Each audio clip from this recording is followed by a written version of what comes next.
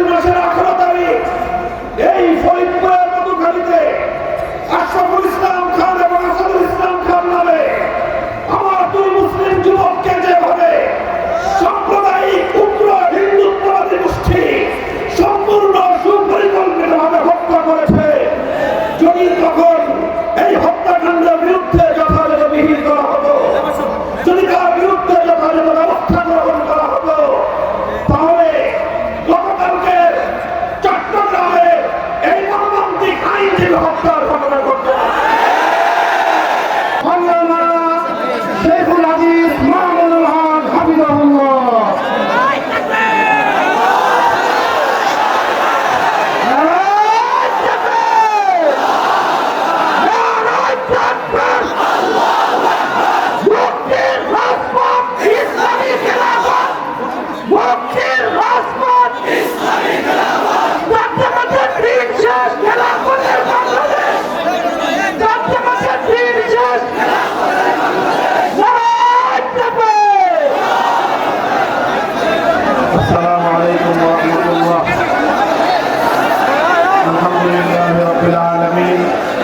والصلاة والسلام على سيد الأنبياء والمرسلين وعلى آله وأصحابه ومن تبعهم ودعا بدعوته إلى يوم الدين. أما بعد، أعوذ بالله من الشيطان الرجيم. بسم الله الرحمن الرحيم. ولا تهنوا ولا تحزنوا وأنتم الأعلون إن كنتم مؤمنين. صدق الله العظيم.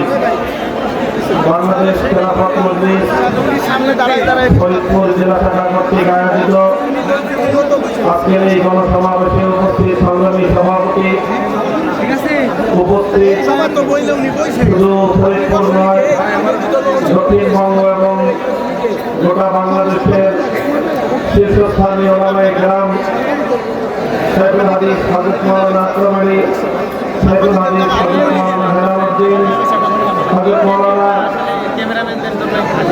আবুল হোসেন সহ অন্যান্য ওলামায়ে কেরাম, বাংলাদেশ খেলাফত মজলিস ও সহযোগী সংগঠন সমূহের জেলা পর্যায়ের নেতৃবৃন্দ, বাংলাদেশ খেলাফত মজলিসের কেন্দ্রীয় যুগ্ম মহাসচিব মাওলানা জালালউদ্দিন সহ অন্যান্য কেন্দ্রীয় নেতৃবৃন্দ, বাংলাদেশ খেলাফত মজলিসের বিভিন্ন থানা ও ইউনিয়ন পর্যায় থেকে সমবেত আমার প্রাণ প্রিয় কর্মী ভাইয়েরা, সর্বস্তরের তৌহিদি জনতা, ফরিদপুরের আমি সর্বপ্রথম আজকের মধ্যে দাঁড়িয়ে আল্লাহ পাক রব্বুল আলামিনের শুকরিয়া আদায় করছি, যে মহান রব্বুল আলামিন বাংলাদেশের মানুষের বুকের উপর থেকে জগদ্দল পাথরের মতো চেপে বসা স্বৈরাচারী নব্য ফেরাউনি গোষ্ঠী জালিম স্বৈরাচারী শেখ হাসিনা সরকারকে উৎখাত করে দিয়ে এদেশের মানুষকে নির্বিঘ্নে নিঃশ্বাস গ্রহণ করার সুযোগ করে দিয়েছেন। আল্লাহুম্মা লাকাল হামদু ওয়া লাকাশ শুকর। সেই সঙ্গে আজকে আমি অত্যন্ত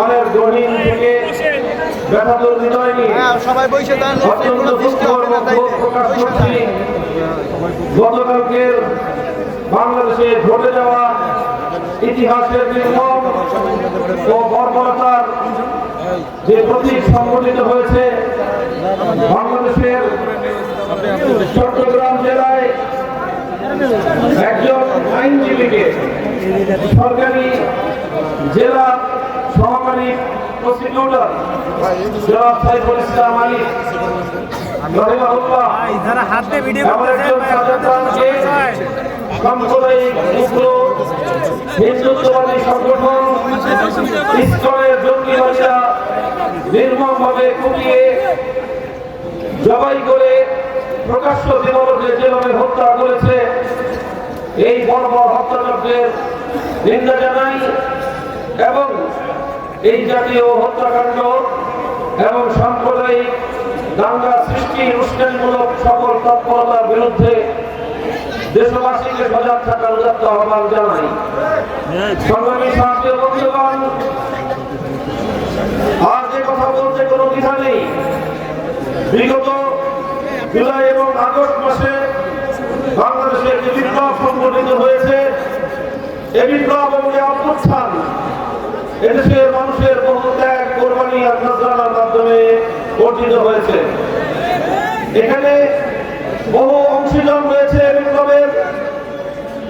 জালিম স্বৈরাচারী শেখ হাসিনা 15 বছরের জুলুম এবং অত্যাচারের স্টিম রোলারে নিষ্পেষিত হয়েছে বাংলাদেশের মানুষ, অত্যাচারে নিষ্পৃষ্ট হয়েছে বাংলাদেশ এবং বাংলাদেশের রাষ্ট্রীয় সকল স্থাপনা, সকল প্রতিষ্ঠান, এমনকি গোটা বাংলাদেশের সকল অস্তিত্ব, বাংলাদেশের বিশ্ব দরবারে সমুজ্জ্বল যে ভাবমূর্তি সব কিছুকে ম্লান করে দিয়ে বাংলাদেশকে ধ্বংসের দ্বার করিয়ে দিয়েছিল। এই দীর্ঘ অত্যাচার, অবিচার এবং হত্যাযজ্ঞে অনেকেই ক্ষতিগ্রস্ত হয়েছে। তবে সবচেয়ে বেশি যে শ্রেণী শেখ হাসিনা এবং তার ফ্যাসিবাদের আক্রমণের শিকার হয়েছে, শ্রেণী হিসেবে তারা সবচেয়ে বেশি হল ইসলামী জনতা, এদেশের আলেম সমাজ। আমি সেই সকল বীর শহীদদের সকলকে আমি শ্রদ্ধা করে স্মরণ করি, যারা বিগত স্বৈরাচারী শেখ হাসিনার 15 বছরের নানাভাবে রাষ্ট্রযন্ত্র কর্তৃক নিপীড়িত হয়েছে, নির্যাতিত হয়েছে, গুম খুনের শিকার হয়েছে, হত্যাকাণ্ডের শিকার হয়ে এক সাগর রক্ত পাড়ি দিয়ে যাদের রক্তের উপর দাঁড়িয়ে বাংলাদেশ আর নতুন ভাবে মাথা উঁচু করে দাঁড়াবার সাহস দেখাচ্ছে। সংগ্রামী সাথী ও বন্ধুগণ, 2013 সালের 5ই মে ঢাকার শাপলা চত্বরে হেফাজতে ইসলাম বাংলাদেশ আহত আল্লাহ নবীর ইজ্জত সংরক্ষণের ঈমানি দাবিতে সমবেত তৌহিদি জনতা রাতের অন্ধকারে ঘুমন্ত অবস্থায়, কেউ তাহাজ্জুদরত অবস্থায়, সম্পূর্ণ নিরস্ত্র অবস্থায় তাদেরকে বিনা কারণে উস্কানিমূলক ভাবে লক্ষ লক্ষ রাউন্ড গুলি নিক্ষেপ করে ঢাকার রাজপথ মতিঝিলকে, শাপলা চত্বরকে রক্তে ভাসিয়ে দিয়ে হেফাজতে ইসলামের আলেম ওলামাদেরকে, এদেশের ইসলাম প্রিয় ইসলামী আন্দোলনের কর্মীদেরকে যেভাবে হত্যা করা হয়েছে, ইতিহাসে তার নজির বিরল।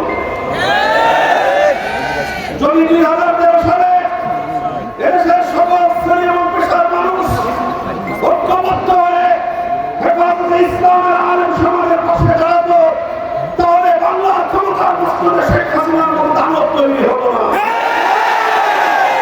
এই ঘটনা সূত্র ধরে বলতে চাই, 2013 সালের এই বর্বরতার পরেও, এই গণহত্যার পরেও শেখ হাসিনা এবং আওয়ামী লীগকে প্রশ্রয় দেওয়ার কারণে বাংলাদেশের সুশীল নামীয় যে শ্রেণী আওয়ামী লীগ এবং শেখ হাসিনাকে সমর্থন জুগিয়েছে, প্রশ্রয় দিয়েছে, তারাই 2024 সালে শেখ হাসিনার দানবীয় হত্যাকাণ্ড পরিচালনা করবার জন্য পরোক্ষভাবে সহায়কের ভূমিকা পালন করেছে।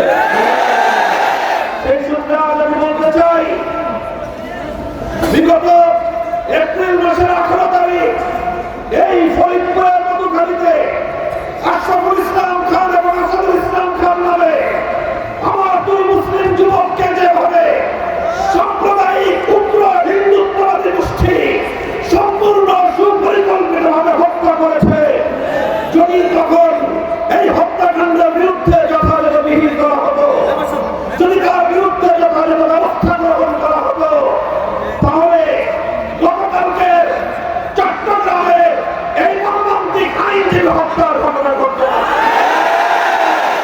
গতকালকে এই ঘটনার পর আজ গোটা বাংলাদেশ হতবাক, বাংলাদেশের বিবেকবান মানুষ বা ক্রুদ্ধ। একটি দেশের আদালত পাড়ায় যদি একজন সরকারি আইনজীবী সীমান্তের বদলা না থাকে, তাহলে বুঝতে হবে এই উগ্র সাম্প্রদায়িক গোষ্ঠী কতটা ভয়াবহ এবং কতটা দুর্বৃত্ত এবং কতটা আগ্রাসী ভূমিকায় তারা পরিণত হয়েছে। আমরা বহু আগে সব সতর্ক করেছিলাম, ইসলামের বিরুদ্ধে আমরা বছরের পর বছর কথা বলেছি। এই ইসলামকে যদি তাদের অগ্রযাত্রাকে যদি রুখে না দেওয়া যায়, বাংলাদেশের স্বাধীনতা বিপন্ন হবে,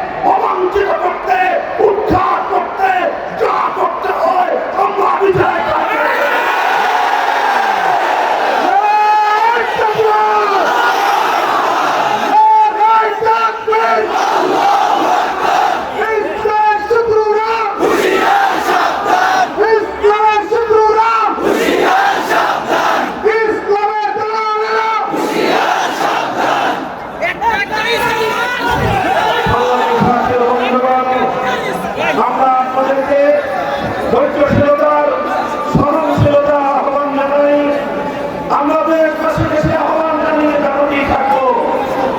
আমরা স্পষ্টভাবে লক্ষ্য করেছি বিগত 15 বছর যাবৎ সকল ধরনের কূটনৈতিক শিষ্টাচারকে উপেক্ষা করে এমনকি ন্যূনতম প্রতিবেশী সুলভ যে সাধারণ সভ্যতা, সাধারণ যে স্বাধীনতা, সেই সভ্যতাকে লঙ্ঘন করে পার্শ্ববর্তী দেশ হিসেবে বাংলাদেশের ভারত রাষ্ট্র বাংলাদেশের আভ্যন্তরীণ বিষয়ে নগ্নভাবে হস্তক্ষেপ করে চলেছে। 15 বছর পর্যন্ত বাংলাদেশের প্রতিটি জাতীয় নির্বাচনকে ভারতের প্রচ্ছন্ন মদতে শেখ হাসিনা জনগণের ভোটাধিকারকে খনন করে নিয়েছে, ভোট ব্যবস্থাকে বাতিল করে দিয়েছে। সর্বোচ্চ আদালত বিচার ব্যবস্থায় তার নিজের দলীয় লোকদেরকে নিয়োগ করে সর্বোচ্চ বিচারকের আসনকে পর্যন্ত কলঙ্কিত করেছে। প্রধান বিচারপতির চেয়ারে বসে শেখ হাসিনার রেসিডেন্সেররা তারা দলীয় নেতা কর্মীর মতো বক্তব্য দিত। শেখ হাসিনার ইশারা ছাড়া বাংলাদেশের প্রধান বিচারপতি পর্যন্ত কোন রায় দিত না, বিচার ব্যবস্থাকে ধ্বংস করে ছেড়েছিল। প্রশাসনকে দলীয়করণ করেছিল। প্রশাসনের সর্বোচ্চ জায়গা থেকে সর্বনিম্ন স্তর পর্যন্ত দলীয় ক্যাডারদেরকে নিয়োগ করে বাংলাদেশটাকে ফ্যাসিবাদী রাষ্ট্রে পরিণত করেছিল। আইন শৃঙ্খলা রক্ষাকারী বাহিনীর কথা কি বলবো? এই আমাদের প্রিয় পুলিশ বাহিনী, তাদের দীর্ঘ ঐতিহ্য ছিল। ৭১ মুক্তিযুদ্ধের প্রমাণপণ থেকে যারা যাত্রা শুরু করেছিল, সেই পুলিশ বাহিনীকে দলীয় পেটোয়া বাহিনীতে পরিণত করে বাংলাদেশের সকল পুলিশদেরকে সে তার নিজস্ব দলীয় গুন্ডায় পরিণত করেছিল। এভাবে আইন শৃঙ্খলা রক্ষাকারী বাহিনীকে জনগণের মুখোমুখি দাঁড় করিয়ে জনগণ এবং রাষ্ট্রের বিরুদ্ধে একটি যুদ্ধাঙ্গীর পরিবেশ তৈরি করেছিল শেখ হাসিনা।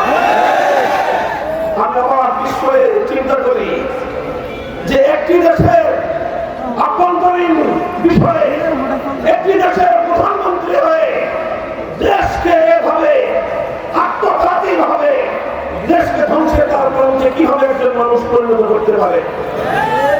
তারপরে চিন্তা করে দেখলাম, শেখ হাসিনার রাজনীতি স্টাডি করলাম, আমার কাছে দিবালোকের পরিষ্কার হয়ে গেল শেখ হাসিনার রাজনীতি শুরু করেছিল বাংলাদেশকে ধ্বংস করার জন্য।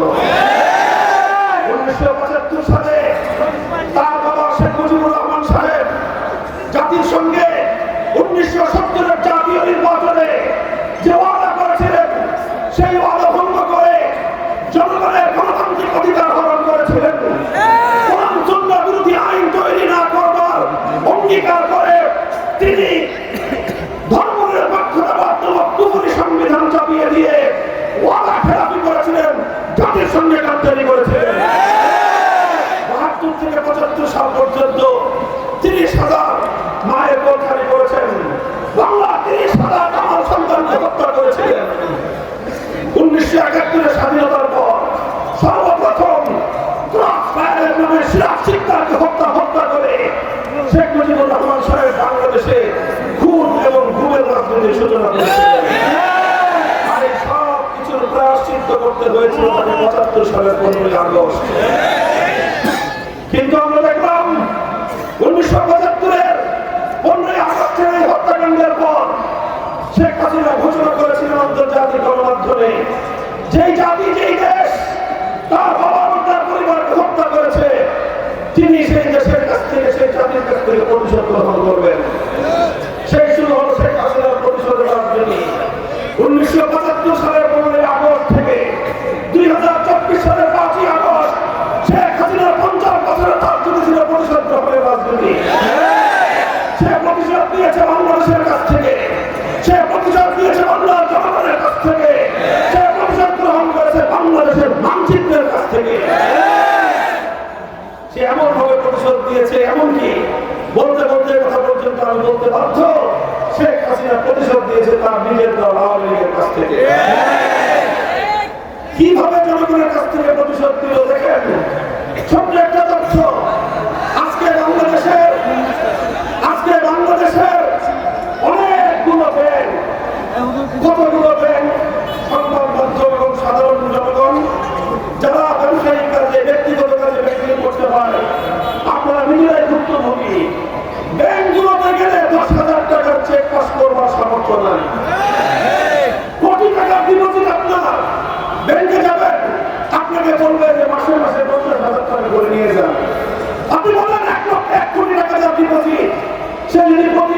50,000 টাকা করে নেয়, তার নাতিপুতিরাও এই টাকা ভোগ করে যেতে পারবে না। এই হলো দেশের ব্যাংকিং সেক্টরের অবস্থা। অর্থনীতির ভিত ধসিয়ে দিয়ে গোটা বাংলাদেশকে ঘাট পরিবর্তে ঝুড়িতে পরিণত করে দিয়েছে শেখ হাসিনা। কিভাবে করেছে? মেগা মেগা প্রজেক্টের নামে মেগা মেগা দুর্নীতি করেছে। 30,000 কোটি টাকার নামে পদ্মা সেতু করে 20,000 কোটি টাকা পাচার করেছে। এভাবে প্রতিটি মেগা প্রজেক্ট থেকে 2 গুণ 3 গুণ বেশি খরচ দেখিয়ে শেখ হাসিনা এবং তার ঘনিষ্ঠ লোকজন গোটা বাংলাদেশের এখানে লক্ষ কোটি বাঙালিদের, প্রবাসী বাঙালিদের, ডাক্তারি বাংলাদেশের মানুষদের কষ্টার্জিত খাম ধরানো অর্থ যেটা দিয়ে ধীরে ধীরে দেশ এগিয়ে যাচ্ছিল, সেই সব অর্থ পাচার করে বাংলাদেশকে ধ্বংস করে দিয়েছে। আমি চিন্তা করি একটা মানুষ তাও বিধবা,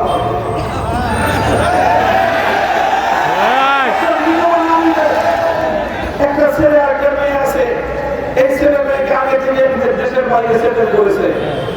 আরেকটা বোন ছিল, এই মহিলা প্রায় 80 বছরের কাছাকাছি, তার এত হাজার হাজার কোটি টাকা দুর্নীতি করবার এবং পাচার করবার প্রয়োজনটা কি ছিল? আমার কাছে মনে হয়েছে আসলে টাকার লোভে শেখ হাসিনা অর্থ পাচার করে না, সে বাংলাদেশের কাছ থেকে প্রতিশোধ গ্রহণ করতে চেয়েছে। বাংলাদেশের অর্থনীতি ধ্বংস করাই ছিল তার উদ্দেশ্য।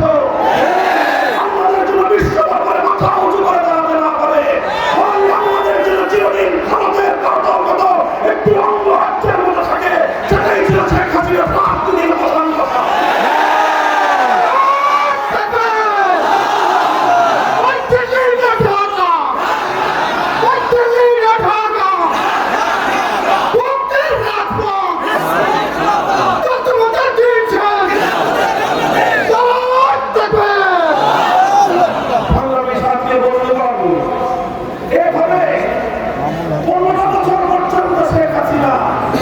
বাংলাদেশের জনগণের প্রতিনিধিত্ব করে নাই।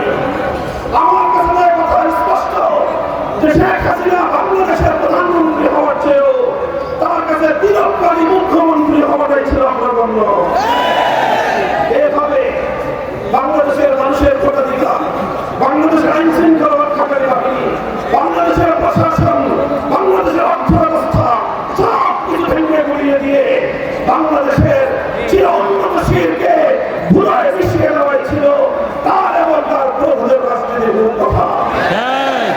আজ শেখ হাসিনা এবং তার ফ্যাসিবাদী সরকারের পতনের পর যখন বাংলাদেশ আবার ঐক্যবদ্ধ হয়ে ঘুরে দাঁড়ানোর প্রয়াস শুরু করেছে, বাংলাদেশের অর্থনীতি যখন আবার তিন তিন করে দাঁড়া বাঁধতে শুরু করেছে, বাংলাদেশ যখন আবার ঐক্যবদ্ধভাবে সামনের দিকে অগ্রসর হওয়ার জন্য একটি ট্র্যাকে ওঠার চেষ্টা করছে, সেই পতিত ফ্যাসিবাদী স্বৈরাচারী সরকার এবং তার অভিভাবকরা, তার প্রভুরা দেশের সীমান্তের বাইরে থেকে আমার বাংলাদেশের অভ্যন্তরে অস্থিতিশীলতা সৃষ্টি করে, দেশের মধ্যে গোলযোগ সৃষ্টি করে আবার তারা ক্ষমতার মসনদে ফিরে আসবার দৃঢ় স্বপ্ন দেখছে। আমরা বলতে চাই পরিষ্কার, আজকে ভারতকে লক্ষ্য করে না নিয়েই আমাদেরকে কথা বলতে হয়। বিগত 6 মাসে অনেক চেষ্টা করেছ, বানের পানি ছেড়ে দিয়ে বাংলার মানুষকে তুমি পানিতে ডুবিয়ে মারার চেষ্টা করেছ। মানুষ বন্যার পানিতে দাঁড়িয়ে যারা হাতে হাত রেখে ঐক্যবদ্ধ হয়েছে, তুমি স্থল কেড়ে দিয়ে দিয়ে বাংলাদেশের অভ্যন্তরে হিন্দু মুসলিম দাঙ্গা বাঁধাতে চাও। আমরা পরিষ্কার ভাষায় বলি, সংখ্যালঘু হিন্দু ধর্মাবলম্বী যারা সম্প্রীতিতে বিশ্বাসী, আপনারা নিজ নিজ জায়গায় শান্তিপ্রিয়ভাবে থাকুন। আপনারা যে কোনো নিরাপত্তাহীনতা ভোগ করবেন, বাংলাদেশের রাষ্ট্র আইন শৃঙ্খলা রক্ষাকারী বাহিনী প্রশাসন আপনাদের নিরাপত্তা দিবে। যদি সেক্ষেত্রে নিরাপত্তা ব্যবস্থার কোন অপ্রতুলতা আপনারা যদি অনুভব করেন, পার্শ্ববর্তী ওলামায়ে কেরাম, মসজিদের ইমাম সাহেবান, মাদ্রাসার হুজুররা, হেফাজতে ইসলাম বাংলাদেশ, বাংলাদেশ খেলাফত মজলিস সহ ইসলামী জনতার কাছে আপনারা শুধুমাত্র একটু সংবাদ দিবেন, দেখবেন এদেশের সম্প্রীতি রক্ষা করবার জন্য, জনগণের জান মাল ইজ্জত আবরুর নিরাপত্তা নিশ্চিত করার জন্য যে কোনো ত্যাগ স্বীকার করতে আমরা প্রস্তুত থাকবো।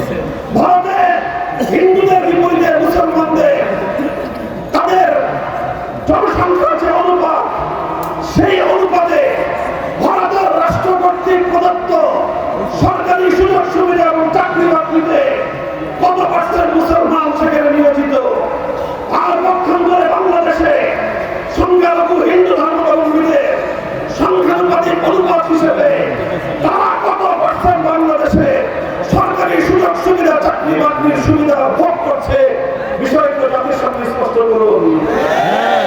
আমি কথা বলি না যে ভারত যেহেতু সংখ্যালঘু মুসলমানদেরকে তাদের প্রাপ্য অধিকার থেকে বঞ্চিত করেছে, কাজেই তার প্রতিশোধ নিতে বাংলাদেশের হিন্দুদেরকে প্রাপ্য অধিকার থেকে বঞ্চিত করা হবে। এই ধরনের সাম্প্রদায়িক কোন দাবি অতীতে আমরা করি নাই, আজও করছি না, ভবিষ্যতে আমরা করবো না। আমাদের স্পষ্ট কথা, সকলের সঙ্গে ইনসাফপূর্ণ আচরণ করুন। যদি বৈষম্য থেকে থাকে, যদি এমন থেকে থাকে যে শুধু হিন্দু ধর্মাবলম্বী হওয়ার কারণে ভারতের আশ্রয়ে প্রশ্রয়ে ভারতের এজেন্ডা বাস্তবায়ন করার জন্য নানাভাবে তাদেরকে পদায়ন করা হয়ে থাকে, তাহলে এখানে ষড়যন্ত্রের আভাস তৈরি হয়। অবশ্যই হিন্দু ধর্মাবলম্বী হিসেবে সংখ্যালঘুদের, বৌদ্ধ ধর্মাবলম্বী হিসেবে সংখ্যালঘুদের, খ্রিস্ট ধর্মাবলম্বী হিসেবে খ্রিস্টানদের প্রত্যেকের যার অধিকার নিশ্চিত করা হবে। এমনকি আমি এটাও বলি, সংখ্যালঘু হিসেবে মুসলিমদের থেকে তাদেরকে কিছুটা নিরাপত্তা এবং সুযোগ সুবিধা বেশি দেওয়া হোক, এতে আমরা কোনো ক্ষোভ প্রকাশ করব না। কিন্তু যদি আরেকটি দেশের এজেন্ডা বাস্তবায়ন করার জন্য যারা বাংলাদেশকে হয় ভারতকে নিজেদের প্রধান আশ্রয় হিসেবে মনে করে, তাদেরকে মাধ্যমে যদি আমার বাংলা অভ্যন্তরে বিশৃঙ্খলা সৃষ্টির পায়তারা করা হয়, আর সেই বিশৃঙ্খলাকারীদেরকে যদি আপনারা প্রতিরোধ করতে না পারেন, প্রতিরোধ করতে ব্যর্থ হন, জনগণ নিজেরাই প্রতিরোধের জন্য প্রতিরোধ যুদ্ধ করবে।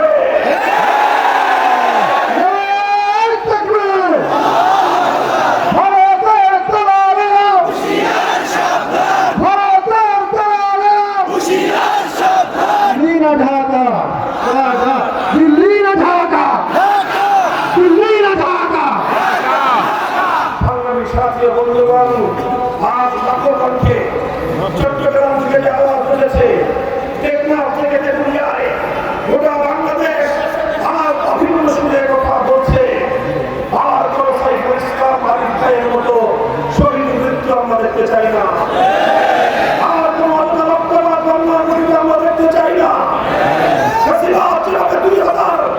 তরুণ ছাত্র যুবকের রক্তের উপর দিয়ে ক্ষমতার মস্তকে আঁকড়ে থাকার চেষ্টা করেছিল। বাংলাদেশের ক্ষমতার নষ্টের জন্য আর কোন ক্ষমতাশীলদের কাছে রক্তের চেয়ে বেশি দাবি না হয়। আমরা ভবিষ্যৎ সকল রাষ্ট্রীয় কর্মচারীদেরকে স্পষ্ট বার্তা দিয়ে দিতে চাই, জনগণের জানমাল ইজ্জত আব্রু তাদের জীবনের নিরাপত্তাকে সবার চেয়ে অগ্রগণ্য করতে হবে। জনগণের রক্তের উপর দিয়ে ক্ষমতার নষ্টের থাকবার চেষ্টা করবেন না। জনগণ যতদিন চায় ততদিন থাকবেন। জনগণের নাম, তাদের পাল এবং তাদের অভিপ্রায় বুঝবার চেষ্টা করবেন। অন্তর্বর্তীকালীন সরকারকে বলবো, একেবারে আনলিমিটেড সময়ের জন্য ক্ষমতা আপনাদেরকে দেওয়া হয় না। একটা নির্ধারিত সময়ের জন্য আপনাদেরকে ক্ষমতার মস্তকে বসানো হয়েছে। সুনির্দিষ্ট একটা এজেন্ডা রয়েছে, সুনির্দিষ্ট দায়িত্ব রয়েছে। আপনারা প্রয়োজনীয় সংস্কার সারবেন। ফ্যাসিবাদের আগ্রাসনে ভেঙে পড়া বাংলাদেশের ভঙ্গ রাষ্ট্র কাঠামোকে শুধুমাত্র জরুরি পুনর্নির্মাণ করে অতি দ্রুত জাতীয় নির্বাচনের ব্যবস্থা করবেন। তৈরি করে জনগণের প্রতিনিধিদের হাতে ক্ষমতা হস্তান্তর করার রাস্তায় আপনারা চলা শুরু করুন। নির্বাচন কমিশন সংস্কার করা হয়েছে, পুনর্গঠন করা হয়েছে, ধন্যবাদ জানাই। নির্বাচন কমিশনের প্রতি আমাদের দায়িত্ব আহ্বান থাকবে, সকল দল এবং মতের প্রতি বৈষম্যহীন আচরণ করতে হবে। ইসলামী জনতা বিগত 50 বছর ধরে বাংলাদেশের রাজনীতিতে বঞ্চনার শিকার হয়েছে।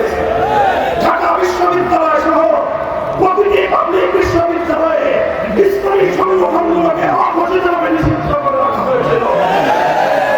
প্রতিটি পাবলিক বিশ্ববিদ্যালয়, প্রতিটি প্রাইভেট বিশ্ববিদ্যালয় সহ সকল শিক্ষাঙ্গনে ইসলামী সংগঠনগুলোর রাজনীতি করবার সুযোগ অবারিত করতে হবে। এদেশের ইসলামী সংগঠনগুলোই সাম্প্রদায়িক সম্প্রীতি রক্ষার ক্ষেত্রে অগ্রণী ভূমিকা পালন করে। বাংলাদেশ খেলাফত ছাত্র মজলিস আর বাংলার প্রতিটি প্রান্তে প্রান্তে স্কুল, কলেজ, মাদ্রাসা, ইউনিভার্সিটি সব জায়গায় তারা কাজ করছে। এদেশের তরুণ ছাত্র জনতাকে মূলত আহ্বান জানাই, আসো আমরা হাতে হাত রাখি। যেভাবে 5ই আগস্টের বিপ্লবের জন্য শহীদ আবু সাঈদরা বুলেটের মুখে মুখ চিতিয়ে দাঁড়িয়েছিল, এটাই হলো বাংলাদেশ। শহীদ আবু সাঈদ বাংলাদেশের অপর নাম। যদি আমার ছাত্র জনতা আগামী দিনেও শুধুমাত্র একটি দলকে নয়, একটি স্বৈরাচারকে শুরু নয়, গোটা স্বৈরতন্ত্রের শেকড়কে উপড়ে ফেলবার জন্য বদ্ধপরিকর হয়, সোনার বাংলাদেশ গড়ে ওঠা সম্ভব হবে। আমরা স্পষ্ট ভাষায় বলতে চাই, বৈষম্যহীন এই সমাজ ব্যবস্থা, সম্পূর্ণ ইনসাফ ভিত্তিক সমাজ ব্যবস্থা যদি আসলে